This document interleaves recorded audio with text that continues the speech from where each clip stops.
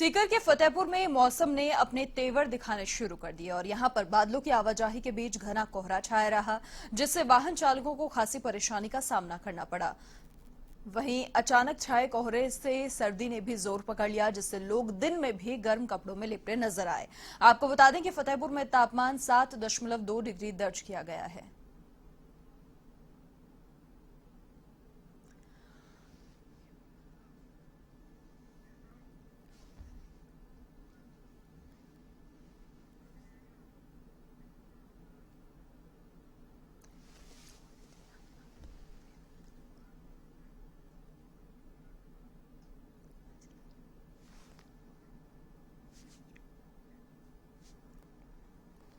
तो घने कोहरे में लिपटा हुआ पूरा शेखावाटी नजर आया और जिस तरीके से अब सर्दी बढ़ने लगी है, धीरे धीरे लोग अलाव के सहारे सर्दी से बचने का प्रयास करते हुए भी साफ तौर पर नजर आए और कोहरे की वजह से वाहन चालकों को भी काफी परेशानी का सामना करना पड़ा। सीकर के फतेहपुर में भी ऐसी ही तस्वीरें नजर आई, जहां लोग अलाव के सहारे सर्दी से बचने का प्रयास करते हुए नजर आए, गर्म कपड़ों में लिपटे हुए नजर आए। और शेखावाटी ऐसा क्षेत्र है जहां पर फसल काफी होती है और इसीलिए सर्दी वहां पर बढ़ती है। तो बढ़ती हुई सर्दी के बीच लोग अलाव के सहारे सर्दी से बचने का प्रयास करते हुए नजर आए। घने कोहरे में पूरा शेखावाटी लिपटा हुआ नजर आया। इसी वजह से, कोहरे की वजह से वाहन चालकों को हेडलाइट जलाकर सड़कों पर उतरना पड़ा और खासा परेशानी का सामना करना पड़ा।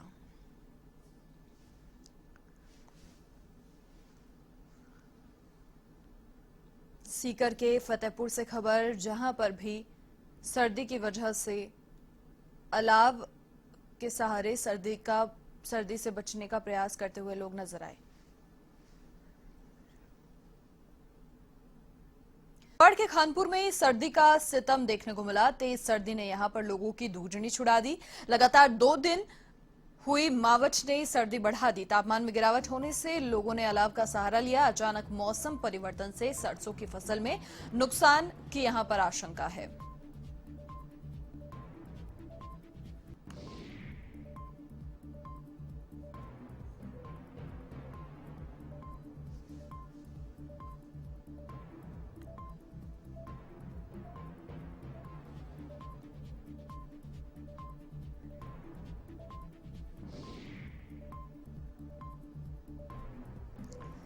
खानपुर में सर्दी का सितम नजर आया। तेज सर्दी ने यहां पर लोगों की धूजें छुड़ा दी और लगातार 2 दिन मावठ हुई और इसी की वजह से कहीं ना कहीं सर्दी यहां पर बढ़ती हुई साफ तौर पर नजर आई। लेकिन ये बढ़ती हुई सर्दी सरसों की फसल के लिए नुकसानदायक है और इसलिए किसानों की चिंताएं यहां पर तो बढ़ी हैं।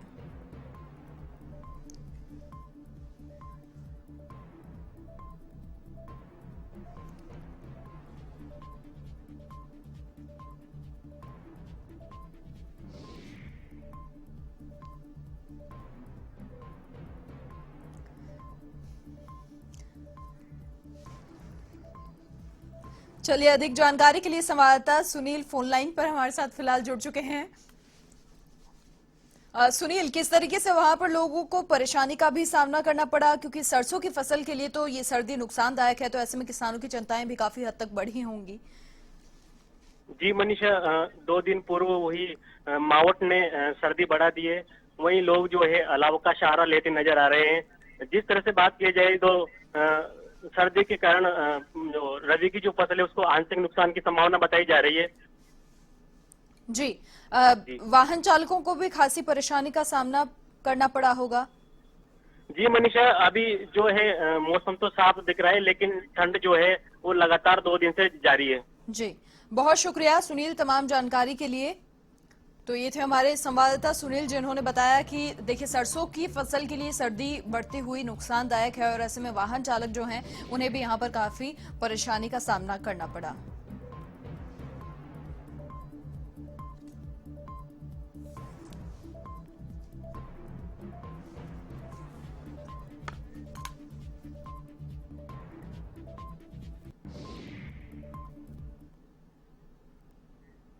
चलिए, फिलहाल खबर अब जैसलमेर के नोक से है, जहां पारा 0 डिग्री के पार होने के कारण गाड़ी की छतों पर यहां बर्फ जमने लगी, जिसके चलते वाहन चालकों को भारी परेशानी का सामना करना पड़ा।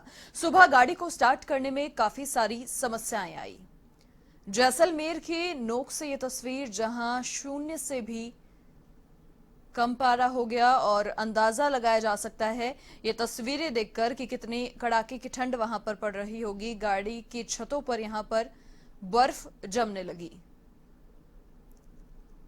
वाहन चालकों को भारी समस्याओं का सामना करना पड़ा।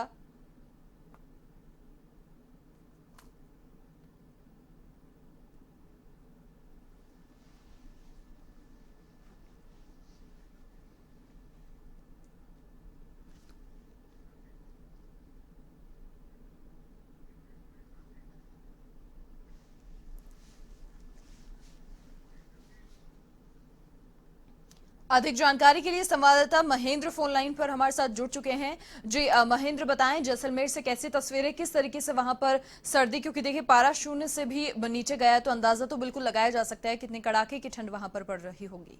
जी जी मनीषा जी, जैसलमेर जिले के नूक कस्बा है जहाँ पे रेतीले टिब्बों के बीच बसा है, इसीलिए यहाँ पे सर्दी के मौसम में अत्यधिक ठंड पड़ती है और गर्मी के मौसम में अत्यधिक गर्मी पड़ती है जी, जिसके कारण वाहनों की छतों पर आज सुबह पारा 0 डिग्री के पार जाने के कारण वाहनों की छतों पर बर्फ जम गई है और वहीं मैडम सर्दी के कारण कोहरा भी अत्यधिक छाया हुआ है, जिसके कारण आने जाने वाले वाहनों चालकों को भी भारी समस्याओं का सामना करना पड़ रहा है।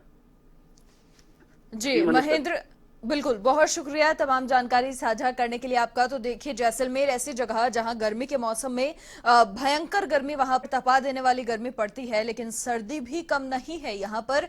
अब बर्फ की जो चादर है वो वाहनों पर जमने लगी है, अंदाजा लगाया जा सकता है।